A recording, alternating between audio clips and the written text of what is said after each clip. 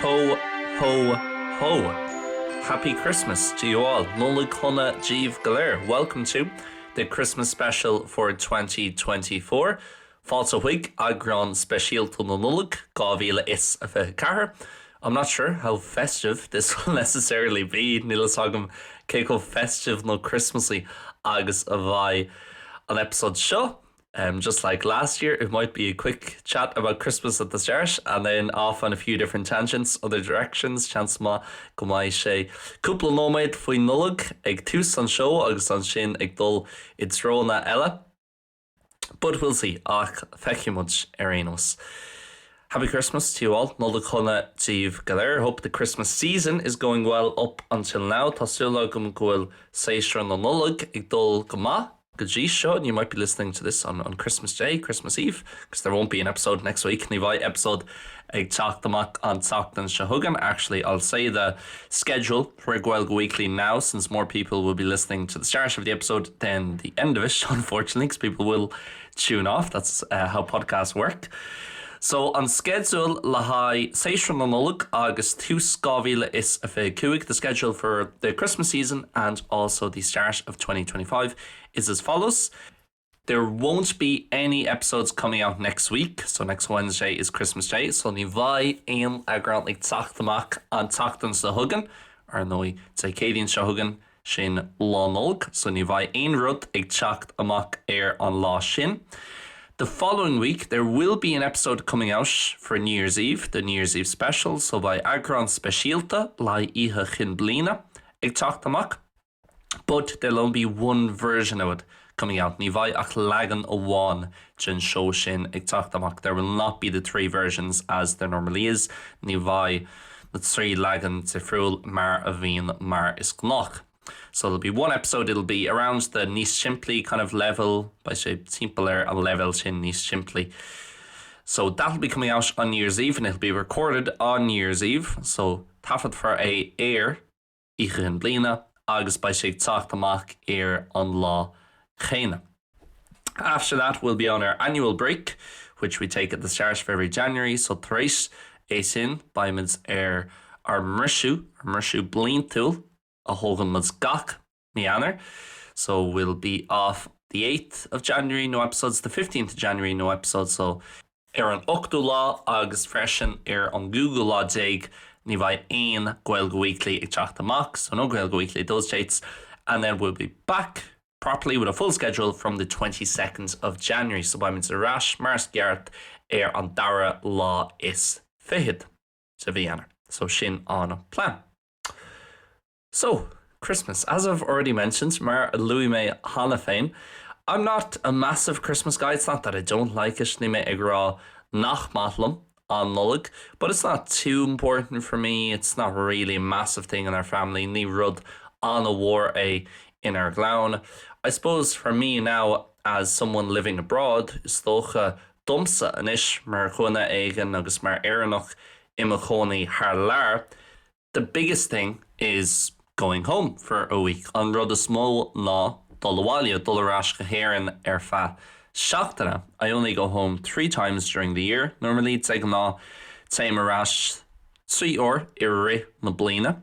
So I go home once in April, once in September, and then once at Christmas. So téim arás mi eibreán, mi bheanfóver agus mi Nollaig.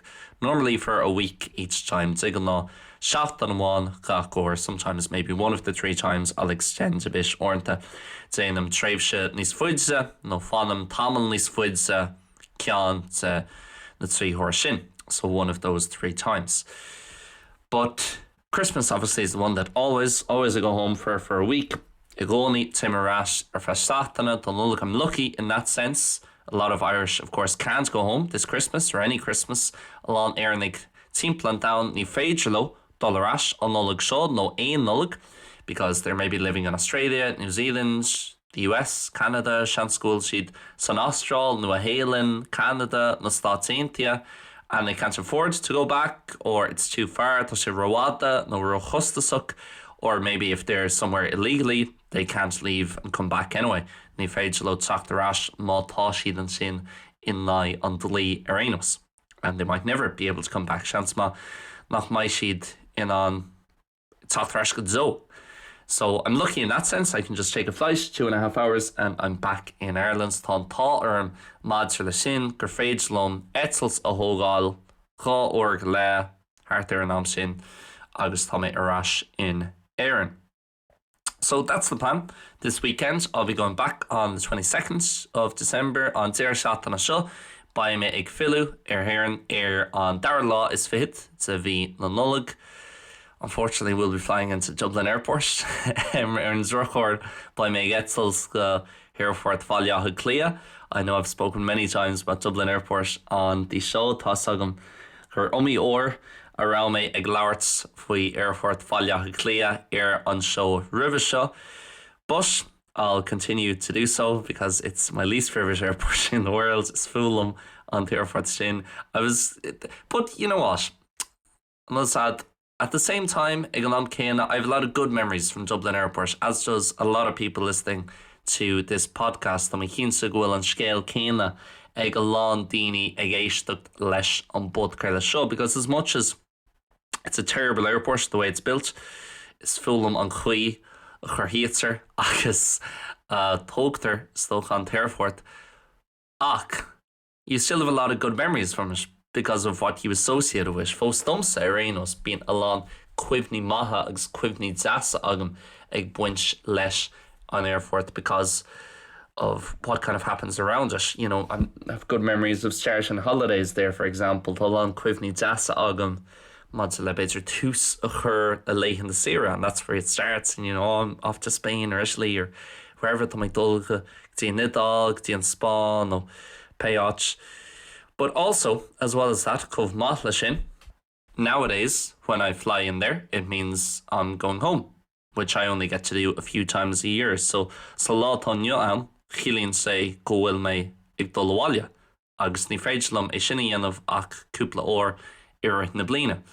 So you do kind of get a buzz going through it, because it means you're going somewhere, and normally somewhere where you're looking forward to going. Take an lá cílíonn sé go bhfuil tú ag dul, trí áit éigean agus tá tú ag dul go háit éigean ó bhfuil tú ag súil go mór le dul.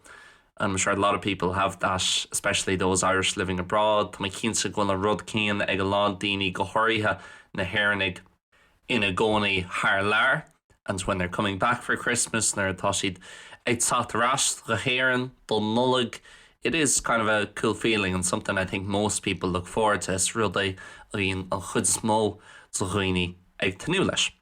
So that's the plan going back this Sunday to my Dollarás on Dátheangach, and after that I'll be spending, I don't know how long, níl sagam cé go fada, but probably about 6 days or a week back at home. Seansma go mai me I cathú hart there séla no seachtain arás in Nollaig. I haven't booked the flight back yet. Níl an hetzels arás curtha in áirithe agam fós. Normally with those flights in between Ireland and Spain around Christmas time, they actually get cheaper closer to the time. Diggle ná na hetzels sin it's your Éireann agus an Spáin Irene seed ní sira, so there's no real rush in Lauren Zephyr really. But I'll probably come back here for New Year's Eve. Chance ma go sochi me arás an so like ihe chin blina. I prefer spending New Year's Eve here in Spain as far lam ihe chin blina a cahuan so Spáin, because I suppose like a lot of people, I enjoy doing something on New Year's Eve rather than just staying in. You know, Tasulam Ksul La Alandini is Farlam Rodegan Yenu Ichin Blina, instead of just kind of sitting at home doing nothing and not of a Satak doing Tada. Some people prefer that and they don't like the hassle of New Year's Eve. Landini is Farlo Ishin Agus Nimatlo and hassle if winch La Ichin Blina. But for me, I like doing something, but doing something in Ireland is difficult. I should Zachar and Rodegan a Éireann and Éireann, because it is one of those days like St. Patrick's Day or even like Halloween maybe, or in Galway Race Week. So Tashik Silla Lyle Porrick, no Beidir Ihe Hauna, no Inaliv, Satan and Rossi, when everyone is out and everyone is doing something to gachten and way to gachten ag Déine Rodegan, and because of that it's tougher to get into somewhere. Tá Zachar on Fáileteach áit éigean. It's way more expensive. Tá níos custody. It's tough to get a taxi. There's sometimes people out that aren't very fun to be around, or tá Zachar mar tá a lá daoine way agus ní bhíonn siad mo ach or amháin I rint na bliana. They only grow out maybe once a year, agus because of that they don't know how to behave. Mar gheallar sin níl isachu cin chuí ba ceart dómh umper.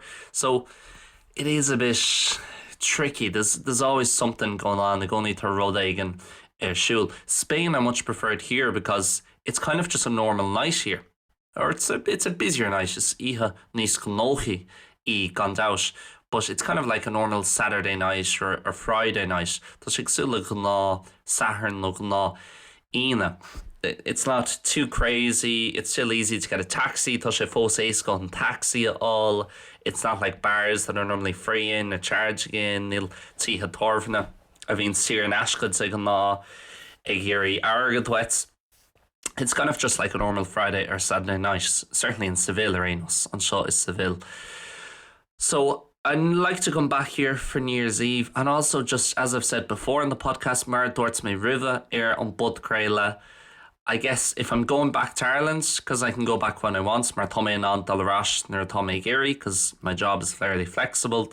I prefer to go back when the weather is a bit better and the days are longer. Is fearr an dalarash nar tá na leihananta níos fuide agus nar bhíonn an aimsir níos fearr. So I suppose because of that, it's not a huge thing for me, Christmas. Ní rud an the war an Nollaig dumsa. I like being home. Like every time I go back home, it's matlam a bheith arás in Éireann cosú le gach or a bhím arás in Éireann. But more than anything, it's just a week off for me and a week to chill. Is seachtain I chun mascia liggins agus gan a bheith ag smuoinú faoin obair, not to be thinking about work, or maybe I'll still be thinking about work, but I won't be doing the work. Seans ma go mai mé fós ag smuoinú faoin obair ach ní bhaid mé ag déanú more on Ibra. I won't be doing much work. And obviously to be at home and see my family and to be back out in the relative kind of countryside of Amhuin Tua, or out in the countryside compared to what it's like here in Seville. Anyway, Amhuin Tua. I gumprods le chunas atá sé an so is Seville to be able to go for walks on the back roads, go for runs, go swimming, chun a bheith in an snáb, chun a bheith in an dul a gré, chun a bheith in an dul solódí, timpeall na háite. It's nice, and just to have that break, but it's just like any other time going back really. The fact that it's Christmas doesn't really change anything. You know, okay, tá Nollaig I gceist leis ach ní aithríonn sa sin mór an dumsa ar Éineas. But yeah, I'm looking forward to going back for a few days. And I guess in our family, there's not a whole lot of kind of traditions or special things that we do. You know, we have Christmas dinner, of course, on the day itself, being dinner Nollaig agin ar an lá é féin. But apart from that, it's just a kind of chill few days and everyone's free from work. And I suppose it's one of the only times, really the only time all of my family would be together. Ní hardly in say Dominic, it doesn't happen often that all my family would be in the same room. I mean, Tagann Gaeilge sa Shona céine, and I'm only talking about 6 of us. I'm not talking about our extended family. Ní mé ach ag labhairt faoin seisir a gcuin, ní mé ag labhairt faoin ar glán sínse. So it's nice, it's the only time all year, really. Say an tain lór an bhliain ar fad go mín mans galéir le céile that we're all together. So that element of it is nice as well. But apart from that, apart from having dinner, really we don't do much else. Hey guys, quick interruption to the podcast. I know, no one likes ads, but this is the last one of the year. It'll be 90 seconds, nothing more. Just basically to say, if you know anyone who's looking to learn Irish, looking to improve their Irish, or start completely fresh with the language in 2025, and you're thinking of getting them a Christmas present, there are a few options over at Learn Irish Online. Firstly, on the website, as you probably already know, we've got the 2 main courses, which is the beginner's course and also the comprehension course. So you can buy them if you want them to get kind of email delivery on Christmas morning. That's easily arranged. Just give me an email and I'll sort that out for you, because there's no option in the actual site itself to do it. So you can either email me and we'll organize Christmas email delivery, or you can just buy the course and then pass it on to them yourselves. But I would recommend probably the former above the latter, and it doesn't cost any extra or anything. And also over on Patreon, you can now gift memberships. So if you would like to gift them anything from 1 month, don't give them 1 month, that's a bit scabby, give them at least 3 months surely, all the way up to 1 year of Learn Irish Online membership, you can now do so as well. Patreon.com/Learn Irish Online/gift, and they'll get everything we have to offer in terms of video series and podcast series, and join a big community of Irish language learners over there on the full membership. That's patreon.com/Learn Irish Online/gift, and as always the courses are on learnirishonline.com. So that is it. Hope that helps and you can get something a bit unique, a bit different, and something special that could start a lifetime journey of language learning for a loved one this Christmas. Myself, I started a little tradition about 3 or 4 years ago, bit at 3 no cheir bliain ó hin, husí mé tradiisiún nua. Always at about 3 o'clock on Christmas Eve, I gcónaí ag at 3 o'clock Pranona ar nói in the afternoon, of course, Nollaig on Christmas Eve, Tim amach ag ri, I go out for a run, and it's really nice. I never really bring headphones with me or anything like that, ní bhín make thoughts na chluasán lom, no aon rud mar sin, just go out for a run for an hour, sometimes a bit more.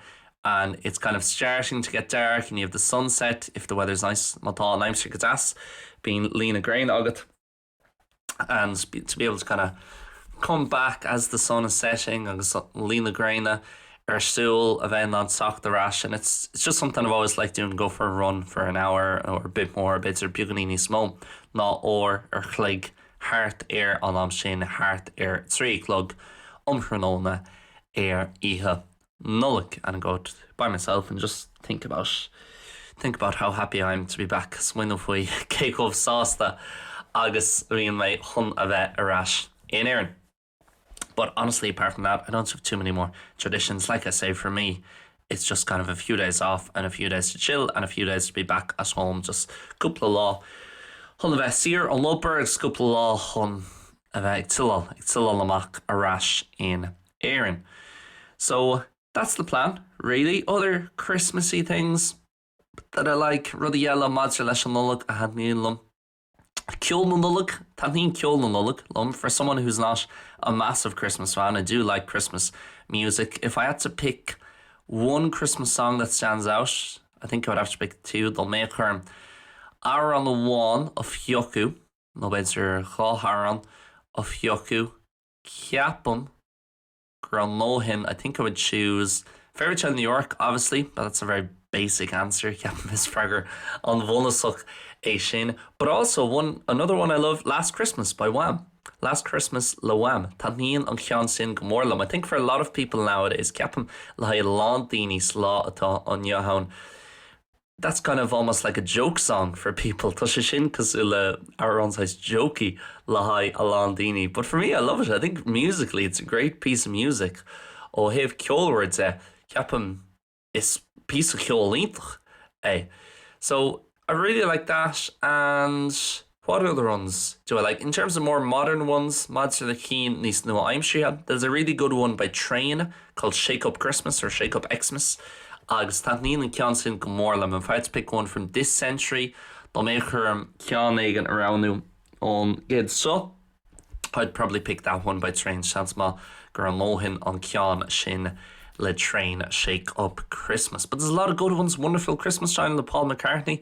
I know a lot of people hate that one. That's gur fuail le a lá daoine an ceann sin, but I like how it's kind of a bit groovy and a bit spacey. Honnig me actually, hold on. Honnig me rud aigen Instagram ceapam inné. I saw something on Instagram yesterday and it was speaking about basically that if you have a slightly different perception on those lyrics by Paul McCartney, mátá raiar bioganín sa friúil agat na lyricí sin le Paul McCartney simply having a wonderful Christmas time. It is kind of strange. That should be national. So here it is. Paul McCartney's Wonderful Christmas Time is about friends practicing witchcraft, but then suddenly someone walks in and they have to play it cool. Agus shoid na lyrici. The moon is right, the spirit's up, we're here tonight, and that's enough. Agus an sin, siúlan duine éigean isteach. Then somebody walks in and they're just chanting, simply having a wonderful Christmas time, simply having a wonderful Christmas time. Hadden on tweet sin, on post sin. go mórlam. The amount of funny stuff you see on Instagram, it's really grand for I come to Instagram, and you don't get the toxicity I think that you get on some other social media platforms. Níl an dúilchas céanna a bhíonn or eile na mian ho síalta. So yeah, that's really it in terms of Christmas. I suppose a few things I don't like in regards to the holiday season. Cúpla rud nach dat níon loma mádar le séisre an Nollaig. I don't like the commercialization of it and the way you look at ads and they paint this picture. Bhíonn siad a crothú an íomhá seo that everyone at Christmas is having this amazing time. Gohfuil amínta a gach duine ag an Nollaig and everywhere is a winter wonderland. Tá an áits clúdaithe le sneachta, gach áits, and it's like the vast majority of places in Ireland and the UK this year will not see snow at all. Ní bhaid aon sneachta a churbe an chud smód áitsna in Éireann agus an réic dainty, maybe everywhere apart from a few mountains. Beidir gach áit seachas cúpla sliabh. And the same thing I guess in the US and most countries around the world. An chud smód it's here fud on down. And certainly here in Spain for sure, apart from a few of the mountains up north and the Sierra Nevada, seachas cúpla sliabh hús sa Tuaisceart agus an Sierra Nevada, which is only a few hours away from here actually. So a mountain range cúpla or when an seo is Seville, right beside Granada, Dearchanach le Granada. But I don't like the way they paint this picture and everyone's having a great time and all family are together. And, I think for most people it's not like that. Ceapan do chud is mód so chuoine níl sé cosúil leis sin. It's just kind of like I said, maybe like it is for me. It's just kind of a few days off and you see your family and maybe you go out one night with some friends. Beidir gCéadaoin tú amach ího bháin le chóirt agus sin é. I don't like the romanticization or making it into this big thing because it creates these expectations. Bíonn daoine agsúil le Nollaig an a war agus Nollaig an a speisialta, and like anything in life, when you have high expectations for something, there are expectations an a ordagat mad le rud éig, and it never ends up being that good. Ní bhíonn sé chomh más sin riamh. So I don't like that element and how much it has become kind of all about the presents and gifting people things like chéamh tábhachtach agus atá sé chun brontaine se ceannach le daoine eile, because so often you're just buying things people don't need. An méid sama a bhíonn tú a chathebh ceannach rudaí le haid daoine agus níl na rudaí sin ag tastal or herbe. People don't kind of need those things at all. It's the gach duine ag gíochail an airgid agus ag cathbh an airgid. Everybody's kind of paying a lot of money and spending a lot of money, and you kind of think, could it just go towards something better? And féidir leat beidir an target sin chathú in malach níos fearr. And also, like for a lot of people, it's a very stressful time. Of course, there's a lot of people who don't like Christmas and don't celebrate it, maybe because of their religion. Beidir réal an religiún. For example, I don't believe Muslims celebrate it. The Muslimig ní ceapam go mbíonn siad sin ag céilúir an Nollaig. And a lot of people, it's a very tough time for them. A lot daoine is feared Zachar é dó freisin, because maybe things that have happened previous Christmases, beidir réal rudaí a thar le ribh seo ag an Nollaig. Maybe they lost someone close to them, seans gur chail siad duine ag an chungur dómh. Or maybe it's just never been a time of year they like, seans gur feared Zachar dómh, and it's a dark time of year obviously and the weather isn't that good. Bíonn sé dúrcha, ní bhíonn an aimsir roá, and especially nowadays with social media, go huríthe slátá nniuchan leis na mian ho síalta, like looking at everybody enjoying themselves and everybody again creating this image of Christmas being an amazing time. Gach duine ag crothú an íomhá seo, it's an Nollaig agus is amínta le haid gach duine. And for a lot of people it's a really tough time, and for parents as well, of course, like Tishmahori, freshen is on Zachar, because the amount of stress that must be on you, especially if you're organizing something in your house. Go huríthe matá tú ag agru rud éigean, no matá ort rud éigean le hagru. If you have to organize something ag an sock and all your family are coming over, tá an chlán galéir ag tacht, and you have to buy presents for all the kids, tá tú ceannach brontanis, donna páistí galéir. And in terms of money, especially nowadays, madser leis an target go huríthe sa látá nniuchan with the cost of living, a chustas marchtála, like it's a lot of stress if you're buying presents for 4 kids, let's say, say Ceannach Brontanish, like Chahar Fáistí, and then you have to buy for friends and for cousins, that do Ceannach Ruddy, the Chordsa, agus beidir the Chulcahracha, agus Anthony, agus Uncle, agus Chulad and eile, everybody else. There's a lot of stress on parents. Tá lán stress hishmahori. So I don't like the way there's this image created of Christmas that it's an amazing time for everyone. Gur amíntacha, agus gur tréimhsíntacha, like gach den. For a lot of people isn't. A lot of people work on Christmas Day, Christmas Eve, Landini means the gober or even Nollaig, agus Nollaig. So I think it's important to remember that Ceann Gaeilge say tábhachtach freisin chun cuimhnú sin. I'm not trying to put a downer on anything or stop anyone from enjoying Christmas. They may gary stop a chur lein duine mas le taitneamh a bhaint as an Nollaig or anything like that, no in mar sin. But yeah, I think it is important to remember that everybody has a different experience with Christmas. I mean, tahiad sa friúil, gach duine leis an Nollaig, and everybody has a different perspective on Christmas. Gwyl roiarch sa friúil, gach duine ó héamh an Nollaig de. So yeah, I think that's important. Anyway, I'll start to wrap things up here on this last kind of Iwadni Simplí episode for the year. An Lagan Zernach, no, an episode Zernach den Lagan Iwadni Simplí Imlína. Happy Christmas to everyone. Nollaig chuna, gach duine geisteacht. And if you're not listening to the New Year's Eve special in a few weeks, gur míle maith give as a bheith geisteacht Imlína, like Gaeilge Weekly. I really hope you all enjoy Christmas and enjoy the Christmas season and have a very good New Year as well. So tasú lagam.